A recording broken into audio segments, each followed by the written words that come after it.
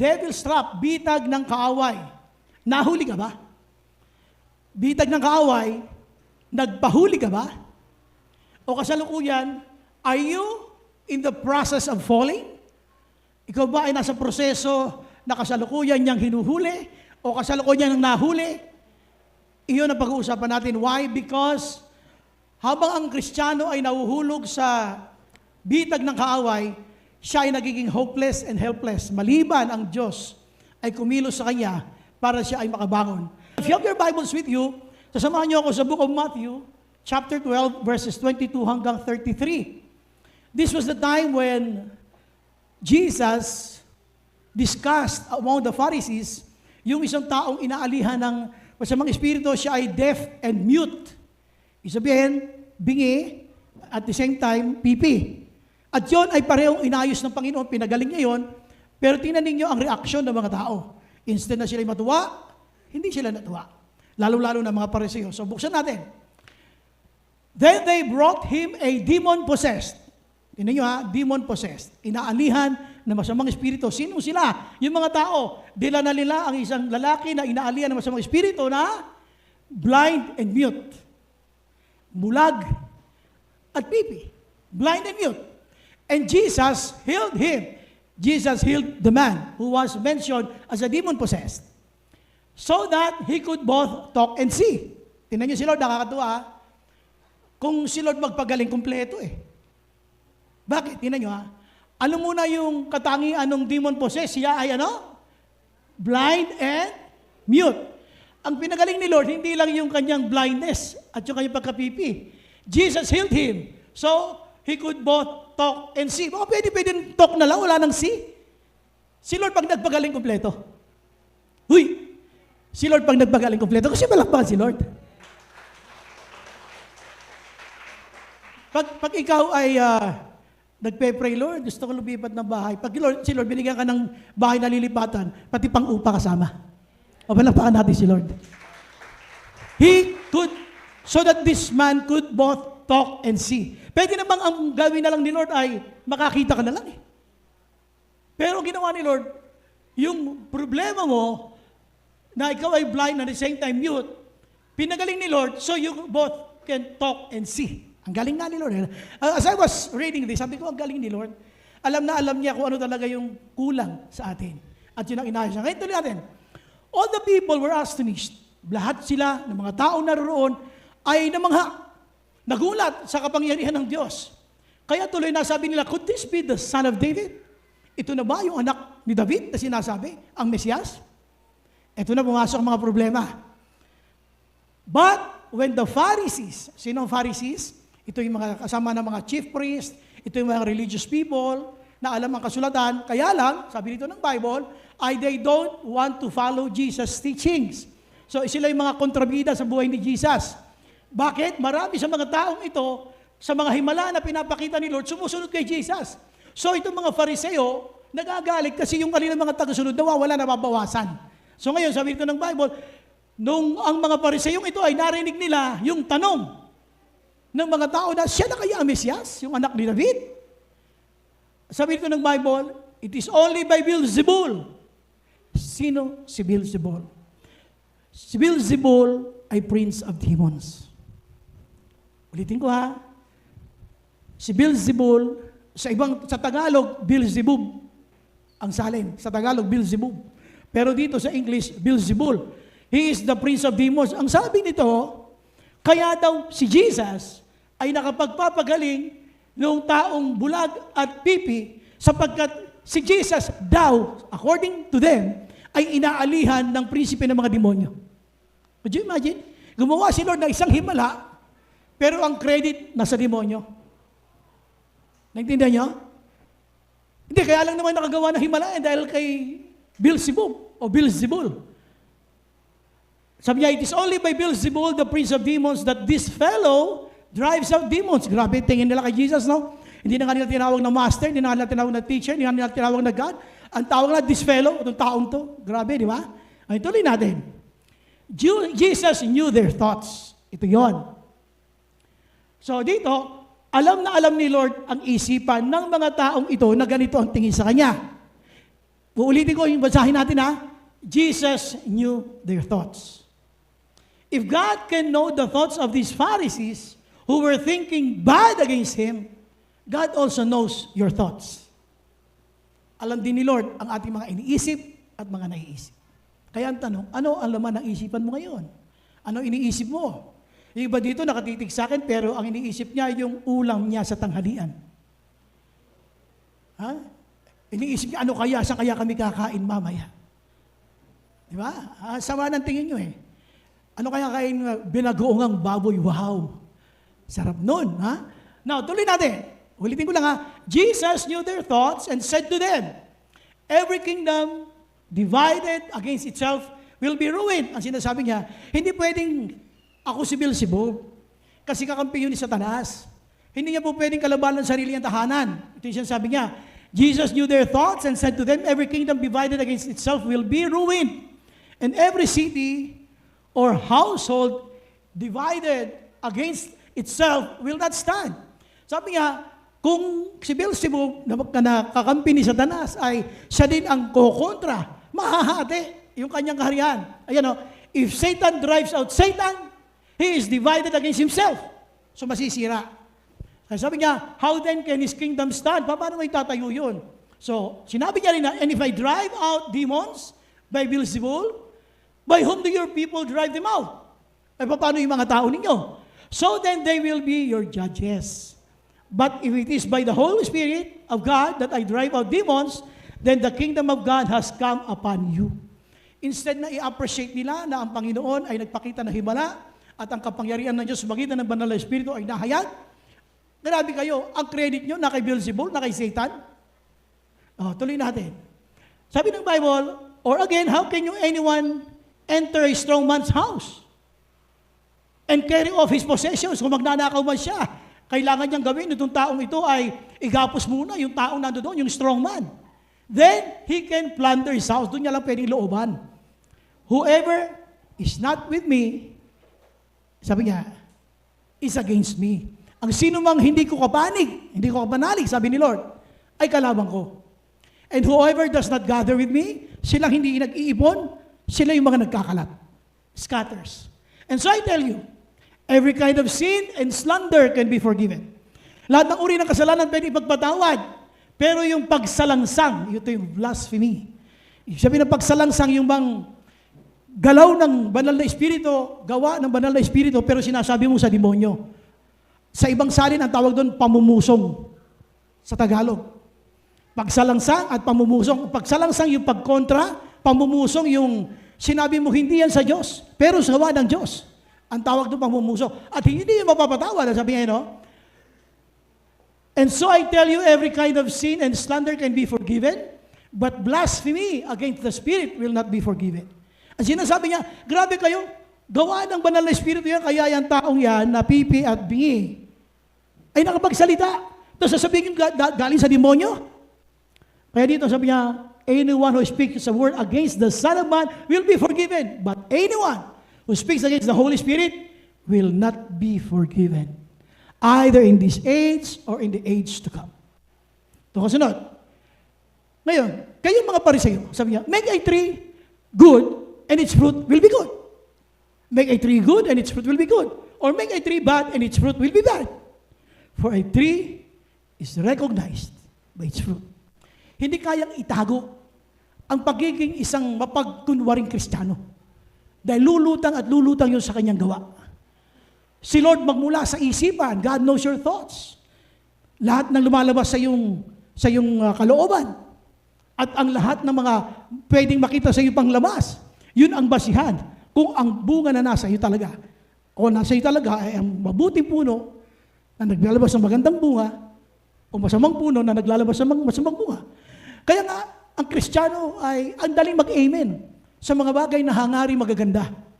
Pero dito, titingnan natin. Sino at paano ang Kristiyano ay nahuhulog sa bitag ng kaaway? Gawa ng Diyos? Sasabihin mo, gawa ng ni Beelzebub? Sasabihin mo, gawa ni Satan? Insulto doon ng Panginoon. Bago tayo mag-pray, subukan niyo pumunta sa sa kapitbahay nyo. Halimbawa, pinag-aral ka ng nanay mo, ng tatay mo sa college. Maliit pa, hanggang sa high school, college, graduate ka. Nung makuha mo yung diploma mo, pupunta ka sa kapitbahay mo, pero sa malamatan mo yung tatay doon sa kabila.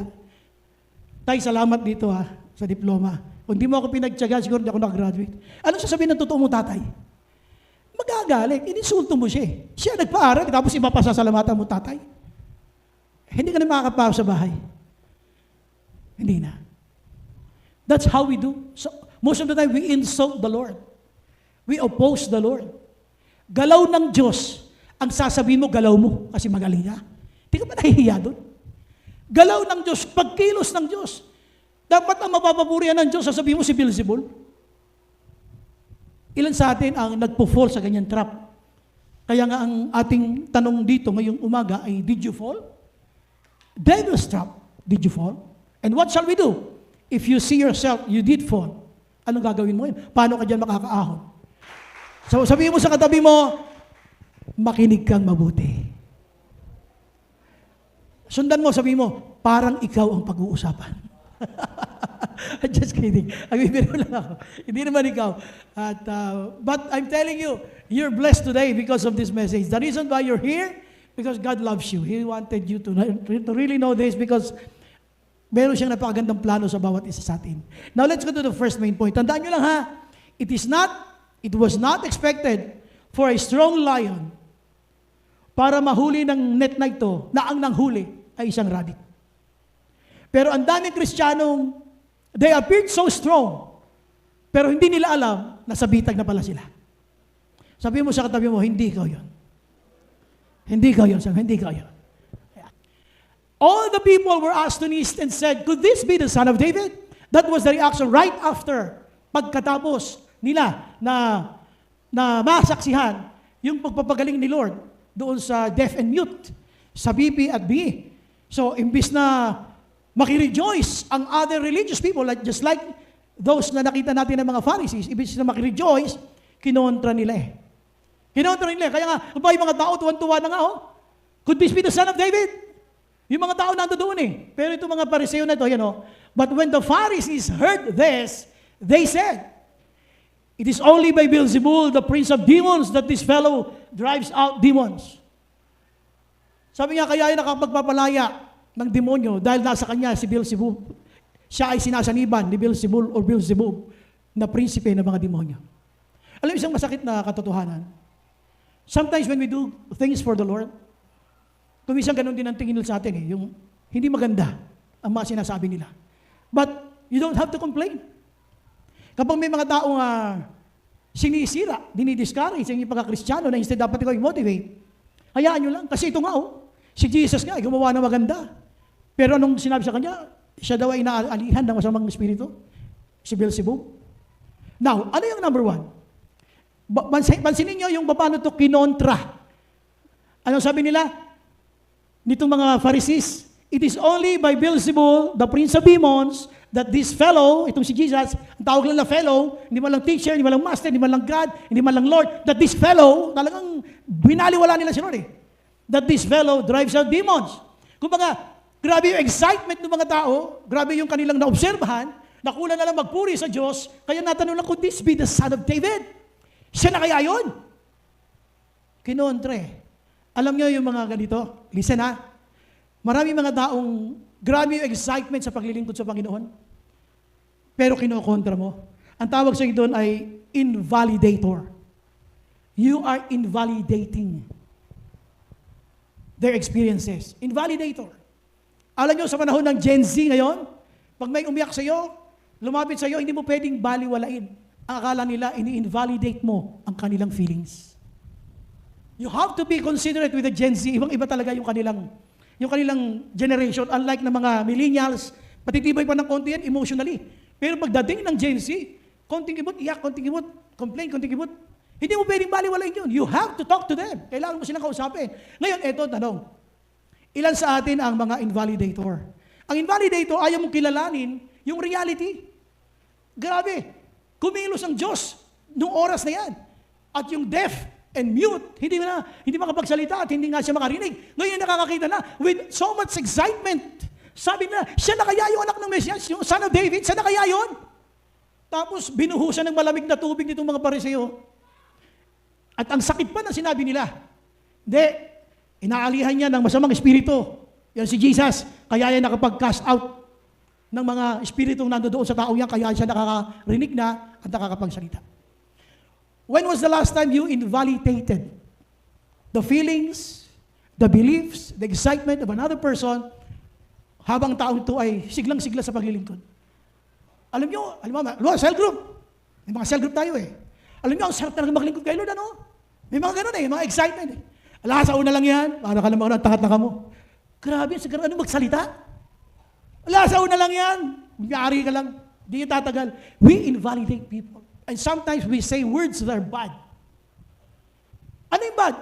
Marahil hindi mo sasabihin na inaalihan siya sa mga espiritu. And pardon my word, pwede mo sabihin, wala kang una lang yan. Pakitang tao lang yan. Hindi yan magpapatuloy.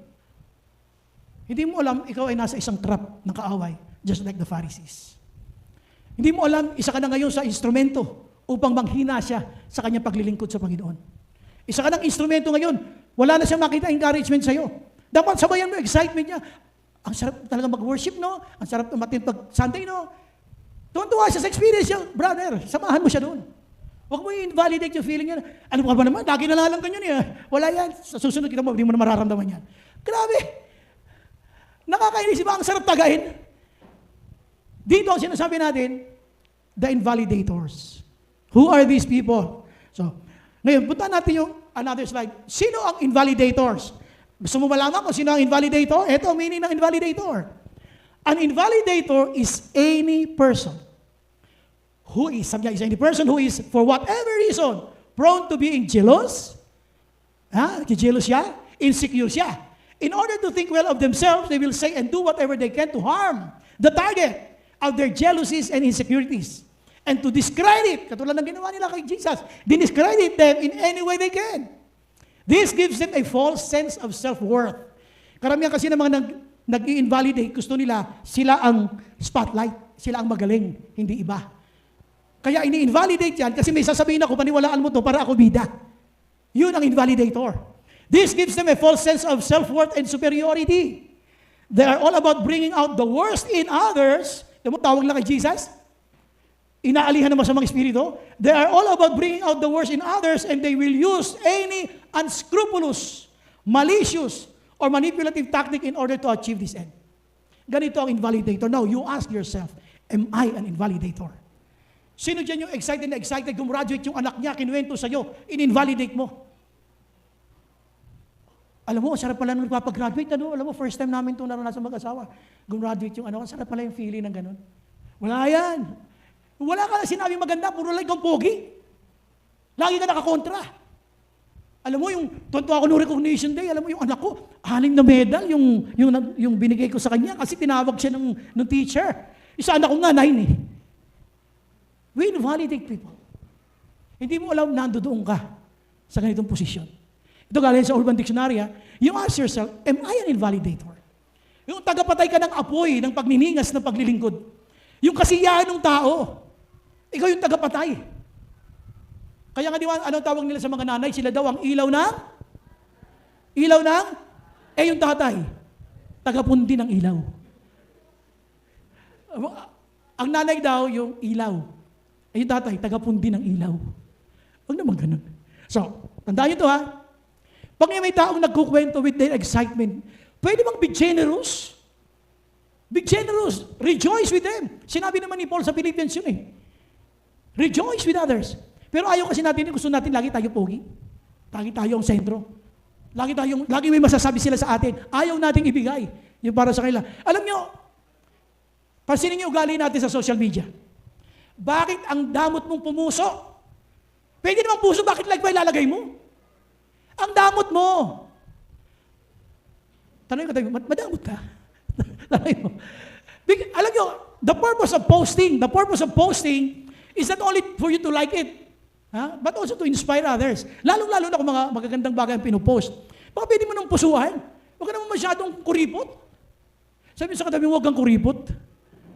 Baka pwedeng puso na ilagay mo. Huwag naman like lang. Pinag-usapan natin Sino-sino itong mga taong ito na nagpo-fall sa devil's trap? Number one, the invalidator.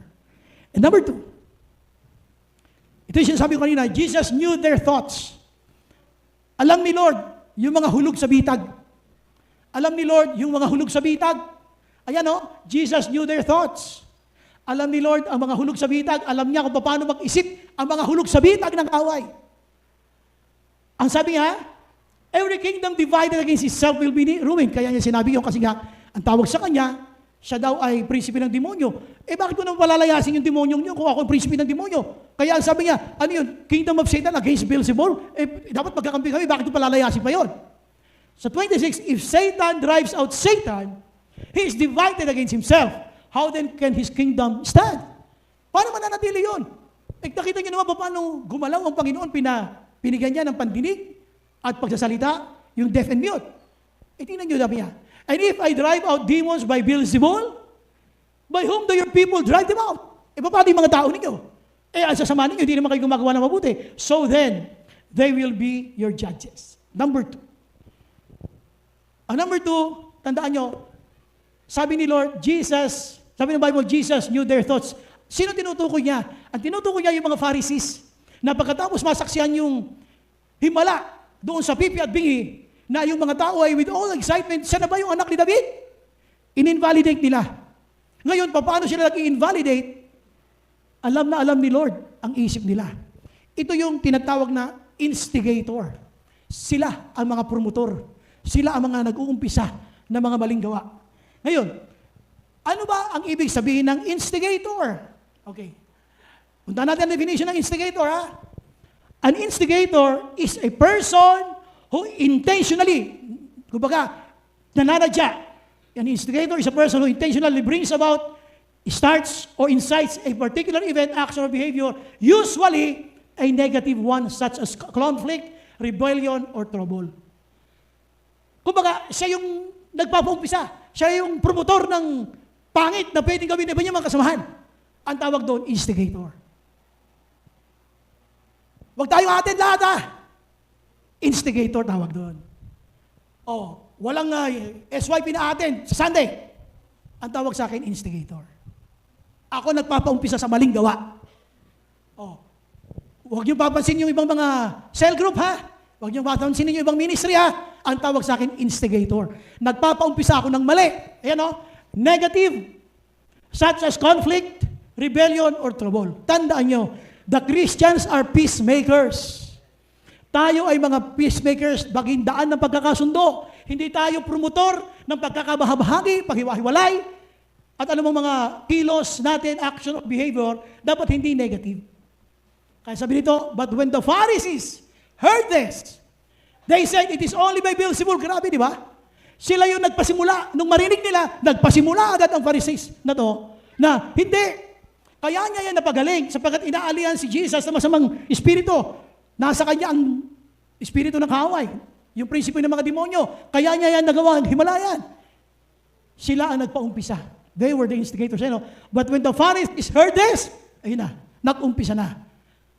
It is only by Beelzebul, the prince of demons, kaya nila yan napagaling.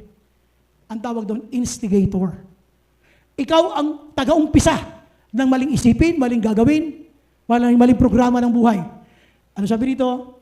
An instigator is a person who intentionally brings about, starts, or incites a particular event, action, or behavior, usually a negative one. We have to be careful with everything that we say, like mga Kristiyano. I'm also talking to all the ministry heads, cell group leaders. Everything you say, you will be accountable to the Lord. Kapag ang iyong pinililid ay napahamak, mananagot ka sa Diyos. Because they follow what we do. Sumusunod lang sila sa kung ano pinapagawa natin. Kung ang paggawa mo sa kanila ay mali, akala na tama, you are an instigator. Dahil hulog ka sa bitag, pati sila mahahulog din sa bitag, gawa mo. Kaya napakahirap maging isang leader. Lalo-lalo na pag wala kang mentor. Akala mo lahat na ginagawa mo tama. Akala mo lahat na ginagawa mo ay kalugod-lugod sa Diyos. Isipin mo, gumawa ng himala si Jesus. Gumawa ng himala. Yung deaf and mute, nakarinig at nakapagsalita. Grabe kung paano kinontra ng mga Pariseo. Hindi! Dahil yan sa siya, inaalihan ng prinsipe ng mga demonyo. Grabe, di ba? Nagpaumpisa na siya ng mga pangit na isipin. So, tanong, did you fall the trap? Possibly. Tayo mga Kristiyano.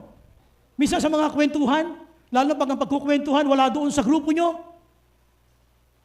Ang dali-daling manisi ng ibang tao pag yung sisisin mo, wala sa kasama mo. We can always blame others. We can always easily blame others pag wala sila sa kasama mo, sa grupo mo. Dito nga, ang tapang dito mga Pariseo, nandun si Jesus, ganun sila magsalita. Kaya ko ito pinapakita, mag-ingat po tayo. Baka akala mong ikaw ay, sabi ng Gospel ng Matthew, baka akala mong sumasamba ka sa Diyos, ay kinokontra mo na pala ang Diyos.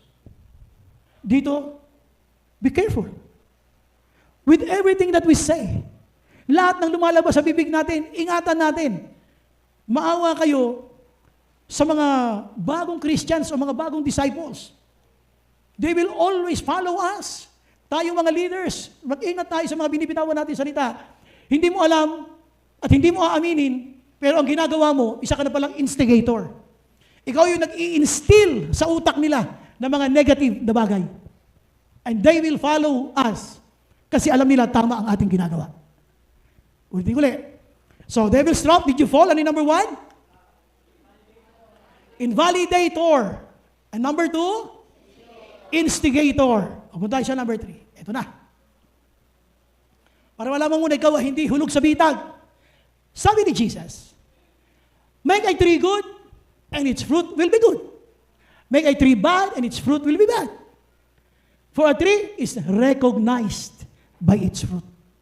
Kahit anong tago mo ng kalansay, balutin mo pa yan ng bubble wrap, balutin mo pa yan ng kahit na anong mga pabango, araw-araw iniwisikan mo yan ng juban, ng drakar, lahat ng mga pabango meron dyan sa kanto, ibuhos mo na dyan. Lilitaw at liliwayo pa rin ang amoy ng kalansay. Ito yung tatawag na skeletons in the closet. What is my point? A tree is recognized by its fruit. Alam nyo, truth is not a buffet thing. Alam niyo yung buffet? Sino nakakain na ng buffet? Sa buffet? Okay, so, di ba pag buffet, makakain mo lahat ng gusto mo at your own choices? Di ba? Pili ka, di ba? Ano mo? At sabi nga, ang truth, listen, yung truth, yung katotohanan, hindi siya buffet na pwede mong damputin kung ano lang gusto mo. Ang truth, buo. It's not buffet. Naintindihan nyo? Hindi po pwedeng kapraso lang ang kukunin mo, kapraso dito, kapraso doon. Ang tawag doon ay untruth. Ang katotohanan ay hindi buffet. Hindi ka pwedeng dampot ng dampot lang kung saan-saan na gusto mo. You have to know the whole of it. Ganun ang katotohanan. Why I'm saying this? If you are living in truth, listen. If you are living in truth, then it will be recognized. Ano ka bang klaseng puno? Ako ay punong mansala, sabi mo. Okay. Kaya lang, paglabas ng bunga, bayabas. Kung ano ka, lalabas. So ano yung pangatlo? Ang sinasabi niya yung mga symptoms, ito yung mga indicator. May indicator na yung sinasabi ng leader ko, mali.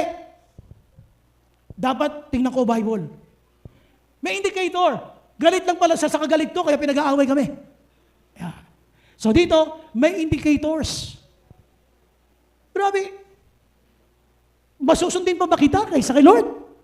Ganyan mga usapan dapat. Kailangan sundin ko si Lord. Pagka yung sinasabi ng aking leader ay against the Bible, hindi ko pwedeng sundin yan. Alam niyo ba, way back 1980, mayroong isang religion na kung tawagin ay yung Tad Kang. Talagang, pag nag-member ka doon sa kanilang religion na yan, yung mga lalaki, pardon my word I just have to use this. Pag ikaw ay nag-member sa kanila, kung lalaki ka, lahat ng kababaihan doon pwede mong gamitin. Ganon din ang isang babae. Nag-join ka sa religion na yan, lahat ng lalaki doon na matipuhan mo, pwede mong gamitin. Pero, nakahanda ka doon sa night of offering. Sa night of offering, palabunutan. Yung mabubunod doon, ikaw yung tatadtarin, i-offer doon sa kanilang Diyos-Diyosan.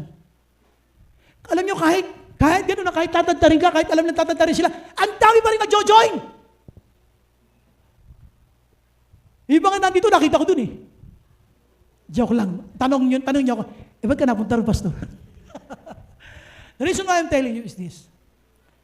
Hindi mo maitatago ang tunay na ikaw. Sabi ng Bible, di ba? Sabi ng Bible, Jesus know their thoughts. Alam ni Lord, isip natin eh.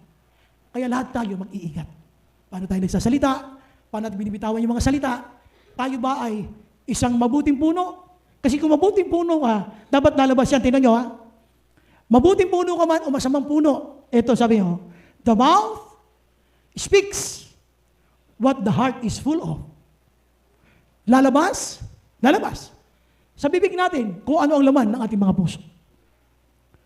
Alam niyo ba, ito sa pag-aaral ayon sa pag-aaral, doon sa aming course, yung freshman psychology, first year pa lang ako noon.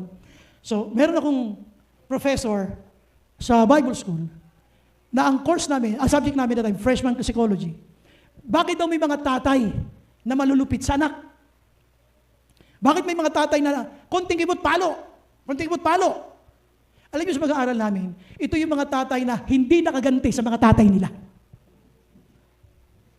Ito yung mga tatay na, nung maliit pa lang sila, nagugulpitin, nabubugbog, na nangarap, isang araw gaganti ako, na hindi nakaganti. Kaya kawawa yung anak, yun ang pinagbubuntunan. Magpasalamat tayo kung tatay natin na born again. Kasi magbabago yung mindset, magbabago yung pananaw. Salamat sa tatay na born again, na binago ni Lord ang pag-iisip niya. Kasi wala na sa kanya yung pagganti.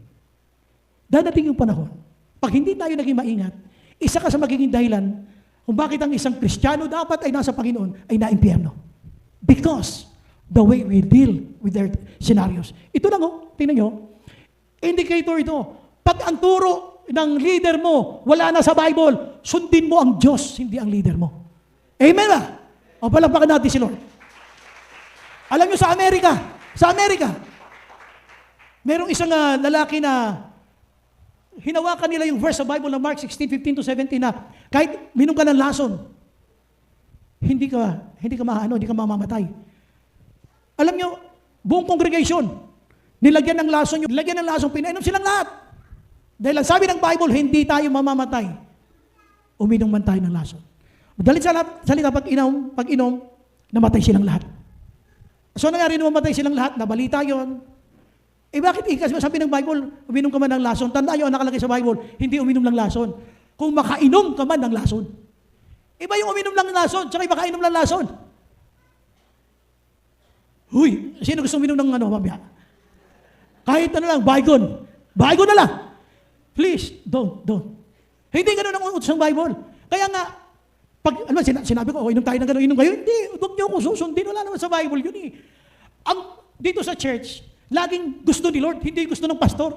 Yung gusto ng Panginoon, hindi gusto ng leader mo. Gusto ng Lord, hindi yung gusto ng congregation. Dapat maintindihan natin yun. Ano ang sabi ni Lord? Pag hindi na natin ginagawa yung sinasabi ni Lord, mas mahalaga na sa iyo ang relationship mo sa tao. Please, kaya ka nasa church dahil kay Lord. Hindi dahil kung sino man tao. Kaya dapat sa Diyos lagi ang papuri. Sabi ng Bible, chapter 50, verse 11 ng book of Jeremiah. Halimbawa, naririnig mo na itong message na to. Sinasabi na sa iyo, ayaw mo pa rin makinig, talagang tigas ng ulo mo. O basahin mo yung Jeremiah 50, verse 11. Sabi niya, behold, I am against you, you arrogant one. Tinuturuan ka na, arrogante ka pa rin. Nagmamarunong ka pa rin, sinasabi ng Bible eh. Sumunod na tayo sa Bible. Ang tawag ni Lord dyan, you arrogant one. Behold, I am against you, O arrogant one, declares the Lord God of hosts. For your day has come, the time when I will punish you. Grabe ka? Pinapahamak mo yung mga ibang mga Christians? I will punish you. But He gives us more grace. That is why, the Scripture says, God opposes the proud. Mananalo ka ba sa Diyos? Hindi. But shows favor to the humble. Ang hinahanap dito ni Lord, magpakumbaba tayo lahat. Lord, kung nagkamali man ako, Lord, kung may nasabi man ako mali sa mga disciple ko, Lord, kung may nasabi man ako mali against the church, against sa mga leaders namin, Lord, patawarin niyo po ako, Lord. Ayoko po manatili sa pagkakabitag ng kaaway. Lord, help me to be humble, Lord. Gusto ko, Lord, makawala dito sa bitag ng kaaway. Lord, I want a life that is pleasing to you. Amen? So, punta tayo sa ating team ulit. Ano yung ating team? Devil's trap. Did you fall? Number 1, invalidator. Number 2, instigator. And number 3, indicator. Ano mang indicator? Pag hindi na sumusunod sa Bible ang leader mo, ang Lord ang sundin mo. Okay? Conclusion natin, the greatest trick, ito yung ginagawa ng kaaway. The greatest trick the devil ever pulled was convincing the world that he does not exist. Ganito ang gustong-gusto ng kaaway. Yung bang papaniwalain ka, ang demonyo hindi nag-e-exist. Nag-e-exist ang kaaway. Nag-e-exist siya. Kaya may mga evil influences. Ano yung mga evil influences? Sample, may namatay sa inyo. Namatay si Lola. Nailibing ngayon. Tapos, nung gabi, nalaglag yung planggana sa kusina. Bang! Si Lola nagpaparamdam. Pwede ba? Walang ganun. Ay, naniniwala kang ganun. Mamaya may amoy kandila naman. Naamoy. Yun yung mga evil influences. Sasamahan ka ng demonyo kung ano yung pinaniniwalaan mo. Gusto ng away, dayain ka ng dayain. At sirain ka. Walang ganun. Okay? So, tandaan nyo ha. Ito ang gustong-gusto ng kaaway na mapaniwalaan mo na siya ay hindi nag-e-exist. Ang trabaho niya, to steal, kill, and destroy. Hindi nagbabago yun. Sa atin, ang gusto ni Lord, tayo magpakumbaba at mag-sorry sa Lord. Lord, kung may nasabi man ako hindi tama sa kapwa ko leader, may mga naituro akong mali sa aking mga disciples, Lord, forgive me. I don't want to be in this trouble.